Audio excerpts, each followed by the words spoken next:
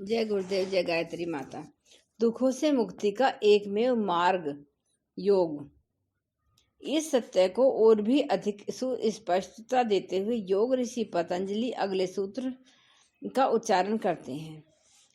संस्कार, सुख, दुख, ऐसे तीन प्रकार के दुख विद्यमान में रहने के कारण चय और गुणवर्ती विरोधाभास तीनों गुणों की वृत्तियों में परस्पर विरोध होने के कारण विवेकीन विवेकी के लिए सबके लिए दुख रूपी ही हैं। आगे प्रणव पंडित जी ने लिखा है कि विवेकवान व्यक्ति जानता है कि प्रत्येक स्थिति दुख की ओर ले जाती है, अपने परिणाम के कारण, वर्तमान के कष्ट के कारण एवं संस्कार के कारण, और उन द्वंद्वों के कारण जो तीन गुण और मन की पांच वृत्तियों के बीच आते हैं। महर्षि इस सूत्र में बड़े बेबाक ढंग से जिंदगी का सच बताते हैं। सुख की मृग तृष्णा से ही संसार अस्तित्व में है।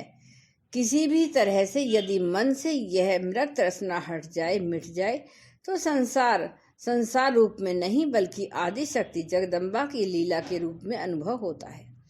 तत्ववेत्ता इस ब्रह्म में रूप में अनुभव करते हैं, परंतु सुख का माया जाल है ही कुछ ऐसा कि यथार्थ में इसका अस्तित्व न होने पर भी यह मनुष्य के मन पर कुहासे की तरह छाया रहता है।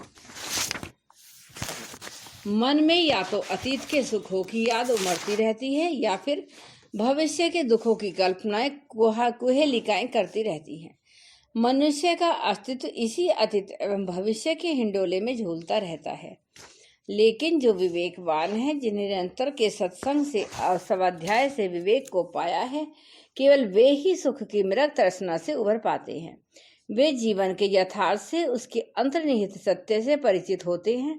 हालांकि ऐसा कम ही लोग कर पाते हैं, क्योंकि विवेकवान होना सहज बात नहीं है। गोस्वामी तुलसीदास जी महाराज कहते हैं, बिनु सत्संग विवेक न होई, राम कृपा बिनु सुलभ न सोई। बिना सत्संग के विवेक नहीं होता और प्रभु की कृपा के बिना, राम कृपा के बिना यह सत्संग नहीं मिलता। कुसंग बिना मांगे, बिना चाहे आसानी से मिल जाता है, किंतु जीवन में सत्संग का होना तो अनेक जन्मों की प्रार्थनाओं का सफल है। जिन्होंने सत्संग किया है, राम कृपा से जिनके विवेक को तीसरा नेत्र खुला है, केवल वही महर्षि पतंजलि के इस सूत्र के मर्म का आत्मसात कर सकते हैं।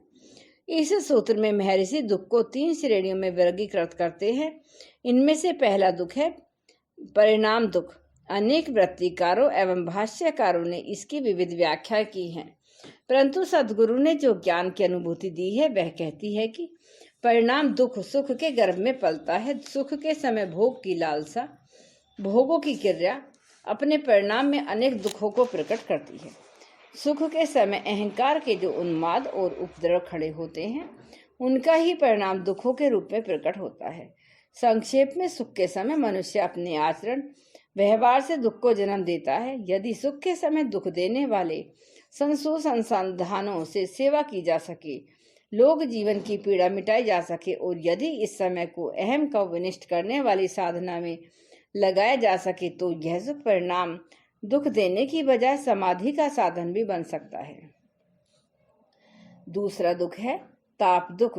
परिणाम दुख भविष्य का दुख है, तो ताप दुख वर्तमान का दुख है। यह दुख बना तो हर स्थिति में रहता है, परंतु इसकी ओर ध्यान कम ही लोगों का जाता है। सुख के समय सुख की ओर अधिक बटोर लेने की चिंता पाप दुख का कारण है। मेरा सुख मुझसे कोई छीन न ले, यह भी ताप दुख है। वर्तमान सुख में दुख देने वाली अन्य स्थितियां, रोग, शोक, संताप भी शारीरिक मानसिक ताप देती हैं, सो ये भी पाप ताप दुख कही जा सकती हैं।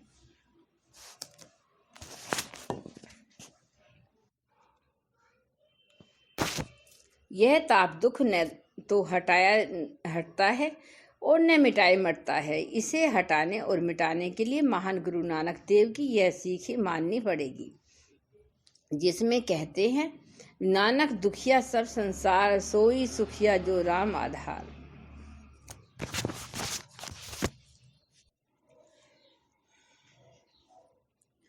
नानक, इस संसार में सभी दुखी हैं, सुखी तो केवल वही है जिसने राम को परमात्मा का अपना आधार बना लिया है।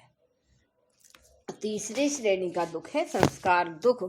यह संस्कार दुख और कुछ नहीं है, हमारे अपने ही किए गए नकारात्मक कर्मों, सोचे गए नकारात्मक विचारों एवं हृदय से उफरने वाले नकारात्मक भावों की नकारात्मक ऊर्जा के बीज है, जो परिपाक होने पर अपना नकारात्मक परिणाम प्रस्तुत करते हैं। दैनिक जीवन में हम थोड़ी सी खुशी पाने के लिए, थोड़ी सी प्रतिष्ठा पाने के लिए, थोड़ा सा यश पाने के लिए चाहे अनचाहे बहुत सारे नकारात्मक कर्म, चिंतन एवं भावों में उलझे रहते हैं। इनकी यादें इनके संस्कार दुख के रूप में दुखद अनुभूति बनकर मानसिक चेतना पर छा जाते हैं। इस तरह के दुखों को यदि हम और भी अधिक स्पष्ट करें तो सभी तरह के मनोरोग संस्कार दुख का ही प्रतिबिंब है। मनोरोगों का जन्म इन्हीं से होता है। दुख की इन 3 श्रेणियों के अलावा प्रकृति के 3 गुणों एवं मन की 5 वृत्तियों, परमाण विपर्य विकल्प निद्रा स्मृति में उपजने वाला द्वंद्व भी दुख होता है। वृत्तियां एवं गुणों के बीच में यह द्वंद्व की स्थिति तब तक बनी रहती है जब तक वृत्तियां निरुद्ध नहीं हो पाती, जब तक कि वृत्ति निरोध की डगर पर योग साधक चल नहीं देता। इस सूत्र के विवेचन की यदि हम सार अनुभूति करें तो यही है कि जीवन की हर घटना, हर स्थिति एवं हर पल में कहीं न कहीं दुख की छाया छुपी रहती है। यदि दुखों से संपूर्णतः मुक्ति पानी है तो योग साधना ही प्रशस्त मार्ग है। साधक के भविष्य के दुख स्वतः नष्ट हो जाते हैं। अंतरयात्रा विज्ञान के प्रयोग अपने परिणाम में जीवन के दुखों का नाश करते हैं। जीवन दुख में है, किसी न किसी रूप में यह अनुभूति कभी न कभी सभी करते हैं, परंतु ऐसा क्यों करते हैं, इस प्रश्न का सही उत्तर विरले खोज पाते हैं। दुखों के निराकरण निवारण की सही दशा और समुचित विधि का ज्ञान भी विरलों को ही हो पाता है।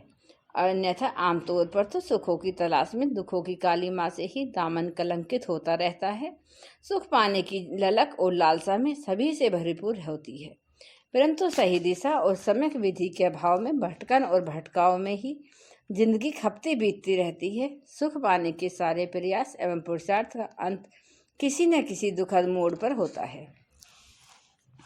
योग साधना की अनुभूति संपन्न साधकों का इस संबंध में यह कहना है कि इसका कारण जीवन का सही समझ का न होना है। हम सभी जीवन की सतही समझ तो रखते हैं, परंतु इसकी परत दर परत में छुपे रहस्यों को हमको पता नहीं होता।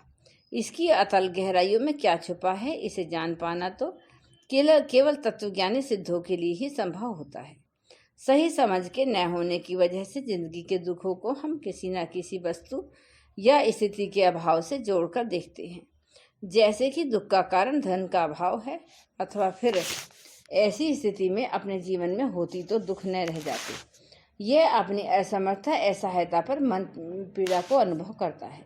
महर्षि पतंजलि कहते हैं कि दुख का यथार्थ कारण विवेक का न होना है, क्योंकि यदि विवेक होता तो शायद सुख की ललक एवं लालसाएं ही थम जाती।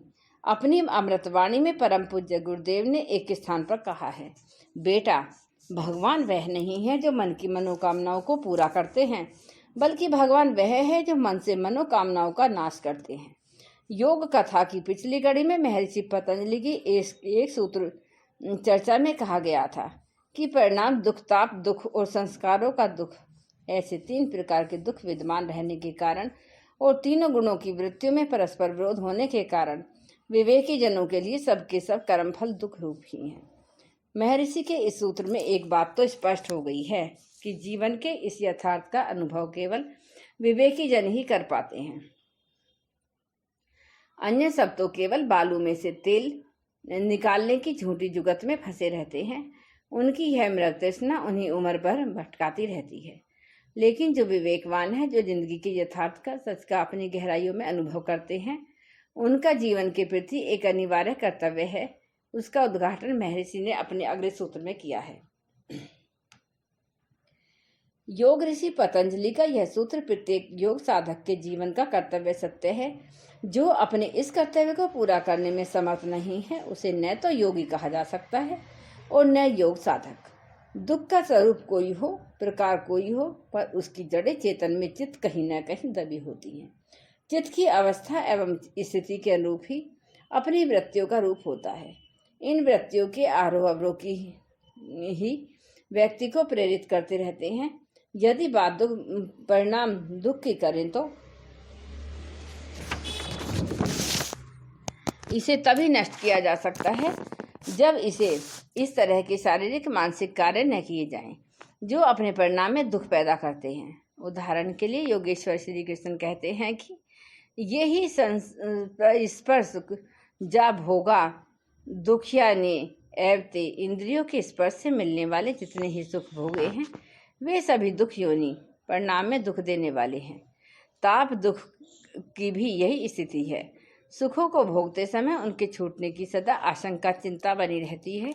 इस चिंता से मन सदा ही संतप्त रहता है। कुछ यही दशा संस्कार दुख के साथ भी जुड़ी है। भोग से उपजे संस्कार सदा ही दुखदायी होते हैं। उन्हें फिर से पाने की लालसाएं तड़पाती हैं। साथ ही इनके कारण संस्कारों में जो नकारात्मक ऊर्जा इकट्ठी हो चुकी है वह समय समय पर रोग शोक व पतन के रूप में प्रकट होती है। रही बात गुणवत्ती प्रोध की, सोतज रजतम के त्रिकोण में समूची चित्त चेतना उलझी फंसी रहती है। अब यदि इन सभी स्थितियों से उबरना है, दुख नाशक पीड़ाओं से छुटकारा पाना है, तो उपाय एक ही है, चित्त शुद्धि, चित्तवृत्ति निरोध और अपने आत्मस्वरूप में स्थिति। जो इस डगर को छोड़कर अन्य कहीं और सुख की तलाश में भटकता है वह सदा पीड़ाओं का ही को ही समेटता है। उसकी आंतरिक अशांति उसे हमेशा ही बेचैन किए रहती है। इसलिए योग साधना की वह सुलभ पथ है जिस पर चलकर भविष्य में आने वाले सभी दुखों का नाश हो जाता है, परंतु सुलभ करने के लिए अति दुर्लभ है। जो लोभ मोह एवं अहंता के पास में बंधे हुए हैं, जो कामनाओं की कीचड़ में धंसे हैं, जो लालसाओं की ललक में लिपटे हैं, उनके लिए भविष्य के दुखों का नष्ट करना संभव नहीं, क्योंकि सुखदायी योग की साधना उन्हें दुखदायी लगती है। ऐसी स्थिति में उन्हें अपनी साधना का प्रारंभ तप से करना होगा। यह तप भविष्य के दुखों को नष्ट करने का प्राथमिक उपाय है। परंतु ध्यान रहे, जो तपश्चर्या भोग की लालसा से किए जाते हैं उनसे दुख के साधन ही जुटते हैं, जैसा कि रावण, हिरण्य कश्यप आदि के साथ हुआ। प्रारंभिक साधक के द्वारा किए जाने वाले कठिन व कठोर तप का एक ही उद्देश्य होना चाहिए, तप के द्वारा आंतरिक शुद्धि। योग के लिए उपयुक्त मनोभूमि का निर्माण, अनुष्ठान विधि से की जाने वाली गायत्री साधना, चंद्रायण आदि तप कर्मों के साथ किए जाने वाले गायत्री अनुष्ठान इस उद्देश्य को आसानी से पूरा कर सकते हैं। तप करते करते योग का पथ स्वयं ही प्रशस्त हो जाता है। योग साधना से चित्त की अवस्थाएं बदलती हैं। साधना की परिपक्वता एवं प्रगाढ़ता के अनुरूप ही योग साधक में विवेक का उदय होता है। इस अवस्था में साधक के अंतःकरण में पवित्रता एवं प्रतिभा का भरपूर विकास होता है। उसके आंतरिक जीवन में प्रसन्नता एवं बाहरी जीवन में क्षमता अटखेलियाँ करती हैं। योग साधना की इस प्रगाढ़ता में उसके अनुभवों का संसार बदल जाता है और उसे ज्ञान की उपलब्धि होती है।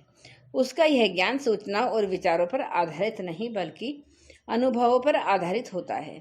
यह संपूर्णता में अपने अस्तित्व को जान लेता है। वह अपने एवं परमात्मा के संबंधों को पहचान लेता है और अब उसका अंतःकरण पवित्र भावों से भक्ति के अतिरेक से भर जाता है। जिस तरह से तप का सही परिणाम योग है, उसी तरह से योग का सही परिणाम ज्ञान है और इस ज्ञान का सम्यक सत परिणाम भक्ति है और इस भक्ति का परिणाम स्वयं भी भगवान है। इस अनुभूति के बाद साधक गोस्वामी तुलसीदास की भाषा में कह उठता है, सारे कर्म करते करते थक गया पर अब की तरह पहले कभी सुखी नहीं हुआ। इस अवस्था में किसी भी तरह के दुख का पीड़ा साधक को नहीं सताती। इसके भविष्य के सभी दुख स्वयं नष्ट हो जाते हैं। वह हर तरह से सुखी हो जाता है। जय गुरुदेव, जय गायत्री माता।